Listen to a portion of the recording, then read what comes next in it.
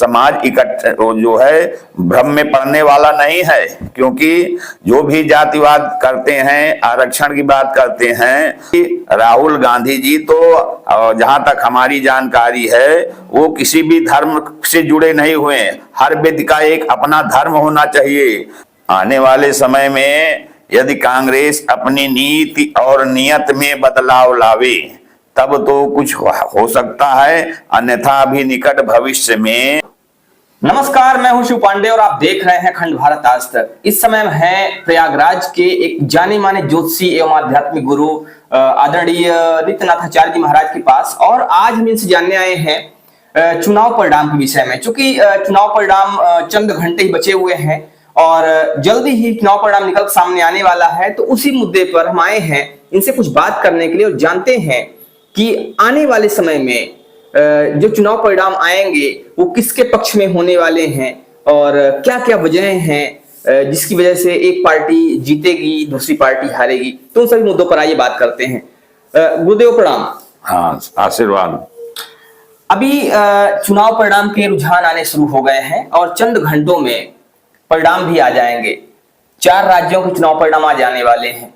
तो अगर हम बात करें उन चुनाव परिणामों की, तो आपके अनुसार कौन सी पार्टी है और किस राज्य में किस पार्टी की सरकार बनने जा रही है?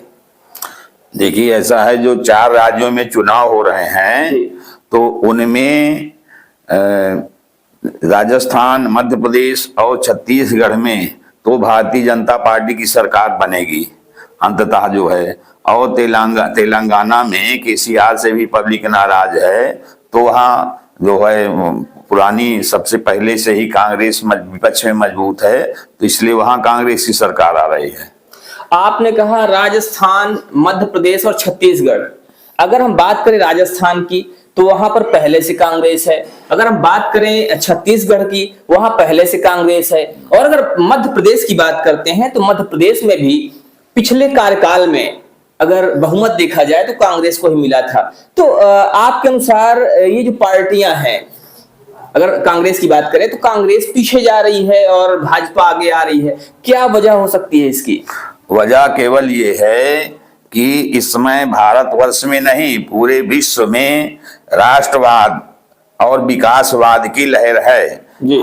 सारे पूरे विश्व के हर व्यक्ति जो है अपने देश के प्रति समर्पित है, और भारतवर्ष में तो खास करके राष्ट्रवाद कहिए या आध्यात्मिक राष्ट्रवाद कहिए, वो राष्ट्रवाद जो अपने अध्यात्म से जुड़ा हुआ है, जो भारत की संस्कृति से, भारत की सभ्यता से, भारत के सनातन परंपरा से जुड़ा हुआ है, वो राष्ट्रवाद भारत में पसंद किया जा रहा है। और दूसरी बात विकासवाद की आ गई तो अब इसमें भारतीय जनता पार्टी नंबर 1 मार ले जा रही है, जबकि कांग्रेस प्रयास कर रही है, लेकिन वो 2 रास्ते पे चल रही है। तो आपने कहा कि 2 रास्ते पर कांग्रेस चल रही, कौन से वो 2 रास्ते हैं जिन पर कांग्रेस चल रही है और उसकी वजह से उसको ही नुकसान उठाना पड़ रहा है? भाई, 2 रास्ते ये हैं कि वो खुल करके सनातन की पैरवी नहीं कर रही है। सनातन जो है आध्यात्मिक राष्ट्रवाद अर्थात सनातन राष्ट्रवाद, जो सनातन राष्ट्रवाद है वो सबके हित में है, वो किसी जाति और धर्म के विरुद्ध नहीं है, उसमें सबके कल्याण की कामना की गई है। सर्वे भवन्तु सुखिनः, सर्वे सन्तु निरामया, सर्वे भद्राणि पश्यन्तु मा कश्चित् दुर्भाग् भवेत्। हमारे प्राचीन काल में ये जो कहीं कोई जातिवाद का संघर्ष नहीं था, और उसको भारतवर्ष ही ऐसा देश है जहां पर कि पूरे विश्व के जितने भी धर्म हैं सबके अनुयायी पाए जाते हैं और उनको किसी भी प्रकार की दिक्कत परेशानी नहीं होती है। आपने कहा कि जो कांग्रेस की बात आपने किया और आपने भी भाजपा की बात किया, आपने कहा कि भाजपा जो है आध्यात्मिक राष्ट्रवाद फैला रही है। कांग्रेस के युवराज है राहुल गांधी, और उन्होंने भी अभी थोड़े समय पहले भारत जोड़ो यात्रा की शुरुआत किया था और एक लंबी दूरी तय किया उन्होंने इस यात्रा में, जिसमें वो संदेश देना चाह रहे थे कि हम भारत को जोड़ रहे हैं। तो कांग्रेस के हिसाब से वो भी तो एक अच्छा काम कर रहे हैं, भारत जोड़े काम कर रहे हैं और वो जातिवाद और ये सब चीजें मिटा रहे हैं। नहीं, देखिए, भारत जोड़ो यात्रा ठीक है, कोई भी जागरण करे अच्छी बात है, हाँ, लेकिन वो उस आचरण में आना चाहिए, वो आचरण में नहीं दिखाई दे रहा है, जनता के सामने आचरण में उनके नहीं आ रहा है। आध्यात्मिक राष्ट्रवाद का मतलब ये है कि राहुल गांधी जी तो जहां तक हमारी जानकारी है वो किसी भी धर्म से जुड़े नहीं हुए हैं। हर व्यक्ति का एक अपना धर्म होना चाहिए, हाँ, और अपने धर्म को मानते हुए सब धर्मों का सम्मान करना चाहिए। वो हमारी जहां तक जानकारी है, जब कोई भी सरकारी दस्तावेज में जनगणना में कहीं भी धर्म लिखा जाता है तो अपना धर्म कुछ नहीं लिखते हैं, उनका कोई धर्म नहीं है। और जो बेधर्म है तो बिना धर्म के शासन नहीं होता है। तो ये राहुल गांधी पर एक बड़ा आरोप है कि राहुल गांधी का कोई धर्म नहीं है, और जहां भी धर्म का जिक्र करना होता है, जब किसी कागजात पर उनको अपना धर्म लिखना होता है, बताना होता है, तो वहां पर वो किसी भी धर्म का जिक्र नहीं करते हैं, कोई भी धर्म वहां पर वो शो नहीं करते हैं। कितना बड़ा असर हो सकता है राहुल गांधी के इस कार्य का, या अगर ये कहा जाए कि राहुल गांधी, चूंकि जो आपने अभी बताया, आपने कहा कि राहुल गांधी पूरी तरह से खुल के सनातन के साथ नहीं है, कितना बड़ा नुकसान उठाना पड़ सकता है इसका उनको? ऐसा है कि इसी का नुकसान उन्हें उठाने पड़ रहा है। जब से कांग्रेस सत्ता से हट गई है, नरेंद्र मोदी जी आ गए हैं, तब मेन फैक्टर उनका यही है। और उनकी पार्टी में भी जो सनातन धर्म से समर्पित नेता हैं, कार्यकर्ता हैं, उनको साइड लाइन पे रखा जा रहा है। जैसे आचार्य प्रमोद कृष्णन वगैरह हैं, वो सनातन धर्म के खिलाफ पक्ष में स्पष्ट बोलते हैं, और सनातन धर्म के पक्ष में बोलना अच्छी बात है, क्योंकि सनातन सबके लिए है। कोई सनातन से ही हिंदू मुस्लिम सारे धर्म निकले हैं, सब लोग निकले हैं। सनातन धर्म की कोई भी व्यवस्था वो जीव मात्र के लिए है, प्राणी मात्र के लिए है, मनुष्य मात्र के लिए है, किसी के भी वो खिलाफ नहीं है। सर्वे भवन्तु सुखिनः सभी के लिए है, उसमें कोई सर्वभूत हिते रता, सभी प्राणियों के, सभी भूत जीवों के, या यहाँ तक कि चर अचर जड़ चेतन सभी के पक्ष में सनातन रहता है। तो आपने एक बात कही, एक बड़ा आरोप ये भी है कि जो भी सनातन के लोग हैं, सनातन को ये साइड कर रहे हैं। जैसे आपने भी प्रमोद कृष्णन का नाम लिया, आपने कहा कि प्रमोद कृष्णन चूंकि सनातनी है और सनातन की बात करते हैं, इसलिए उनको साइड किया जा रहा है, किनारे किया जा रहा है। लेकिन राहुल गांधी अपने आप को पंडित कहते हैं, ब्राह्मण कहते हैं, और अगर कोई ब्राह्मण है तो वो सनातन को पीछे कैसे कर सकता है, सनातन को हटाने की बात कैसे कर सकता है? ब्राह्मण हो ही नहीं सकते हैं। ऐसा है कि ब्राह्मण होने के लिए जो है माता और पिता दोनों ब्राह्मण कुल से होने चाहिए, तभी वो ब्राह्मण या ब्राह्मण जाति का कहलाएगा। तो ऐसा उनके साथ नहीं है। तो जो भी वो बात कहते हैं ब्राह्मण होने की या सनातनी होने की, वो बातें सिर्फ दिखावा है, झूठी है। बिल्कुल बिल्कुल झूठी है। और थोड़ा बहुत जो उनका असर कहीं दिखाई दे रहा है, वो राहुल गांधी का नहीं है, अन्य उनके जो राज्य स्तरीय या केंद्र के जो अन्य नेता हैं, वो उनका असर दिखाई दे रहा है। उनका व्यक्तिगत वोट को कन्वर्ट करना कांग्रेस के पक्ष में राहुल गांधी के चमत्कार कुछ भी नहीं है। तो राहुल गांधी जो यहाँ पर बात ये हो रही है कि राहुल गांधी का खुद का कोई व्यक्तित्व तो नहीं है एक तरह से, जैसे आप कह रहे हैं। और दूसरी चीज ये है कि राहुल गांधी का जो प्रभाव है, वो प्रभाव उनका खुद का कुछ नहीं है। जो भी कुछ अभी कांग्रेस में बचा हुआ है, वो जो क्षेत्रीय नेता हैं, जो अन्य नेता हैं, उनकी वजह से कांग्रेस अभी चल रही है। आने वाले समय में कांग्रेस को आप कहाँ देखते हैं? आने वाले समय में यदि कांग्रेस अपनी नीति और नियत में बदलाव लावे, तब तो कुछ हो सकता है। अन्यथा भी निकट भविष्य में जो आध्यात्मिक राष्ट्रवाद प्लस विकासवाद की जो आंधी भाजपा या नरेंद्र मोदी के नेतृत्व में चल रही है, वो रुकने वाली नहीं है। और जो विपक्ष के लोग जो हैं, कांग्रेस के या अलायंस जो हैं, जो जातिवाद चला रहे हैं, तो समाज जो है जातिवाद से भी उठ चुका है। जातिवाद के नाम पे समाज इकट्ठा जो है भ्रम में पड़ने वाला नहीं है, क्योंकि जो भी जातिवाद करते हैं, आरक्षण की बात करते हैं, तो आरक्षण के लिए भी ये है कि जिन जातियों को आरक्षण मिला हुआ है उसमें जो उसका लाभ पाए हैं, अगर उनमें कोई आईएएस हो गया है, मंत्री हो गया है, तो उन्हीं का लड़का आईएएस मंत्री हो रहा है। जो उस वर्ग में 80% जो अभी आज भी गरीब हैं वो गरीब ही बने हुए हैं, वो आगे नहीं बढ़ पा रहे हैं। हाँ, तो जो जातिवाद नहीं, विकासवाद प्लस जो है, अब जाति की अगर किया जाएगा तो जो कहा जा रहा है कि जाति केवल दो ही है, गरीब और अमीर की, और कोई जाति नहीं होती है। इस समय जो बन रहा है जाति केवल दो है, एक बड़ी बात है गरीब और अमीर। लेकिन यहाँ पर राहुल गांधी चूंकि पिछले कुछ समय से ये जातियों की बात कर रहे हैं, जाति जनगणना की बातें कई बार हो चुकी हैं, और राहुल गांधी ने कई बार सदन में भी बात कही है कि पिछड़े वर्ग का और अन्य जो जातियां हैं उनका ऐसा होना चाहिए, वैसा होना चाहिए। तो खैर ये सब चीजें हैं। अच्छा, एक बड़ी बात और इस समय काफी ज्यादा देखने को मिल रही है, और वो ये है कि राहुल गांधी प्रधानमंत्री मोदी के लिए एक शब्द का यूज कर रहे हैं जो काफी चर्चा में है, और वो शब्द है पनौती।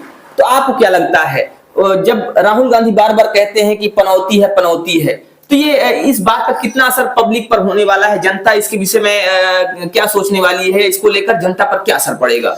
देखिए, ऐसा है कि अगर किसी के ऊपर व्यक्तिगत आरोप लगाए जाते हैं तो राजनीति में अच्छी चीज नहीं है। जनता उसको उस व्यक्ति के पक्ष में ही लेती है। हाँ, तो भाई विचारों की लड़ाई होती है, नीतियों की लड़ाई होती है, तो पार्टी के अपने विचार होते हैं, अपने सिद्धांत होते हैं। अलग है कोई व्यक्ति कि पार्टी को सहयोग कर रहा है या पार्टी में उसके विचार अच्छे हैं, पूरी पार्टी उसके विचार से सहमत है, तो उसके विचारधारा पे कमेंट किया जा सकता है, व्यक्तिगत किसी पे कमेंट ठीक नहीं है। तो अगर कभी भी वैचारिक मतभेद होता है तो विचारधाराओं पर कमेंट किया जा सकता है, लेकिन किसी भी व्यक्ति के ऊपर पर्सनल कमेंट करना, किसी को पनौती बोलना, ये कहीं ना कहीं नीतियों के खिलाफ है और ये उचित भी नहीं है। अब एक बार फिर से बात कर लेते हैं कांग्रेस पे और भाजपा पे।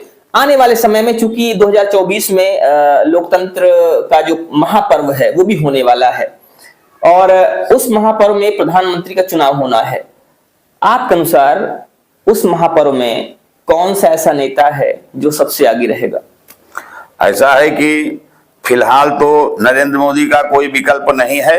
हाँ, तो क्योंकि और उनके साथ जो है वो दैवी शक्ति भी लगी हुई है, आध्यात्मिक शक्ति भी लगी हुई है, तो अध्यात्म को कोई जल्दी सत्य को कोई पराजित नहीं कर सकता है। तो नरेंद्र मोदी के साथ आध्यात्मिक शक्ति भी है, दैवी जो शक्तियां हैं वो भी साथ उनका दे रही हैं, जिस वजह से कहा जा सकता है कि अभी आने वाले 2024 में भी उनको विजय प्राप्त होगी, ऐसा आपका मानना है? राहुल गांधी किस वजह से या किन मुद्दों की वजह से फिलहाल पीछे जा रहे हैं? अगर लोकसभा के चुनाव को देखा जाए तो लोकसभा के चुनाव में कौन से मुद्दे होंगे जो राहुल गांधी पीछे ले जाएंगे? लोकसभा के चुनाव में सबसे मेन मुद्दा जो गरीब और अमीर का होगा। हाँ, ये विपक्ष या राहुल गांधी अलायंस जो है वो जातिवाद पे जोर दे रहे हैं, और जो भाजपा है, नरेंद्र मोदी एंड कंपनी, ये लोग जो है जो विकासवाद पे जोर दे रहे हैं। मतलब गरीबी और अमीरी दो जात बताने का मतलब ये कि विकासवाद है। तो सच्चा विकासवाद वही है जबकि केवल दो जात पे माना जाए, एक अमीर और एक गरीब। अमीर से सरकार टैक्स लेगी और गरीब पे खर्च करेगी। जाति धर्म नहीं, हर जात का व्यक्ति रिक्शा चला रहा है, हर जात का व्यक्ति मजदूरी कर रहा है।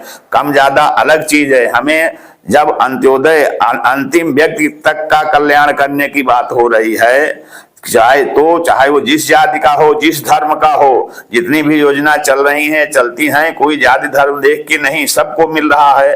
हाँ, तो जो विकासवाद का मतलब ये है कि गरीब का उत्थान हो, और दो जाति हो गई गरीब और अमीर की। अमीर से सरकार टैक्स लेती है, टैक्स ले रही है, लेगी, और गरीब पे खर्च करेगी।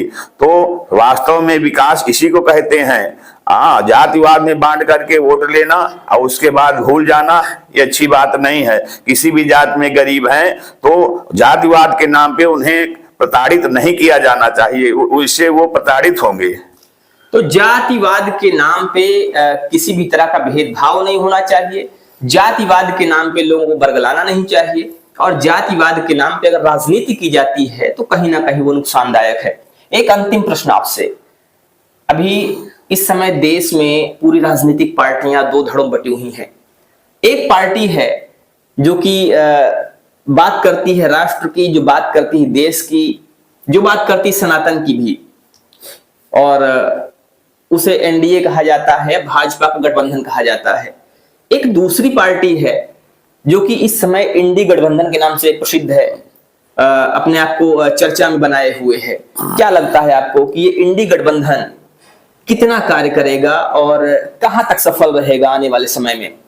इंडी गठबंधन बहुत ज्यादा सफल नहीं रहेगा। पहली बात तो ये सबकी विचारधाराएं अलग अलग हैं, सबका अपना अपना क्षेत्र है, अपना अपना कार्य है। हाँ, वो मजबूरी में एक हो रहे हैं, लेकिन जो उनका उद्देश्य बनाए हैं वो उद्देश्य विकास के लिए, राष्ट्र के लिए ठीक नहीं है। उनका मेन उद्देश्य जातिवाद को बढ़ावा देना है। हाँ, और जातिवाद को खत्म ऐसे नहीं होगा। जातिवाद जब उसको खत्म करने की सोचना चाहिए, और जातिवाद में जब सभी गरीबों का कल्याण होगा तभी जातिवाद खत्म होगा। जब सब खुशहाल हो जाएंगे, तो जब खुशहाल हो जाएंगे तो फिर कहीं कोई दिक्कत नहीं है।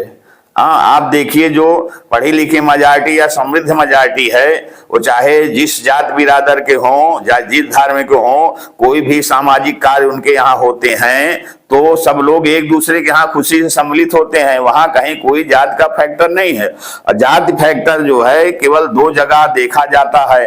तो एक जगह तो हम थोड़ा उचित समझते हैं और एक जगह तो बिल्कुल गलत है। एक ये कि सामाजिक रस्म रिवाज में, शादी विवाह में भाई अपने जाति बिरादर में लोग करते हैं, तो वो ये होता है कि उनकी परंपराएं आपस में मिलती जुलती हैं। तो जो दो आत्माएं जो है जो मिलती हैं, एक होती हैं, तो उनके रीति रिवाज, रहन सहन, आपस में परंपराएं मिलती हैं, इसलिए उनको भविष्य में जीवन यापन में कोई असुविधा नहीं होती है। तो सामाजिक सरोकार जहां तक है, शादी विवाह का है, वहां तो जातिवाद उचित लगता है। लेकिन दूसरी बात जब राजनीति है, और राजनीति में जहां तक ये है कि चुनाव में राजनीति करके, जातिवाद करके वोट ले लिए, उसके बाद विकास जो है वो जातिवाद में विकास नहीं होता है, क्योंकि वहां भेदभाव माना जाएगा। भाई हर जात में इस समय गरीब हैं और हर जात में अमीर हैं, तो वहां तो राजनीति में, और राजनीति से, लोकतंत्र से ही चयन होकर के हमारी सरकार बनती है। तो यदि वहां गरीब और अमीर पे इलेक्शन लड़ा जाए और गरीब अमीर पे सरकार बने, तो एक समानता आएगी, अमीर से लिया जाएगा, गरीब को उत्थान कराया जाएगा। तो उस गरीब, ठीक है, पांचों उंगली बराबर नहीं होगी, लेकिन खुशहाल सभी रहेंगे। सबको जो है शिक्षा, रोजगार और जो है स्वास्थ्य की सुविधा आसानी से मिल जाएगी। तो अगर राजनीति की बात की जाए तो राजनीति में जातिवाद बिल्कुल भी उचित नहीं है। ये थे हमारे साथ जाने माने ज्योतिषाचार्य एवं आध्यात्मिक गुरु डॉक्टर नित्यनाथाचार्य जी महाराज, और इनसे हम बात कर रहे थे आज के राजनीतिक मुद्दों पर। मिलते हैं फिर से कुछ ऐसी जानकारी साथ, तब तक के लिए जय हिंद, जय भारत। श्री राम, जय राम, जय जय राम।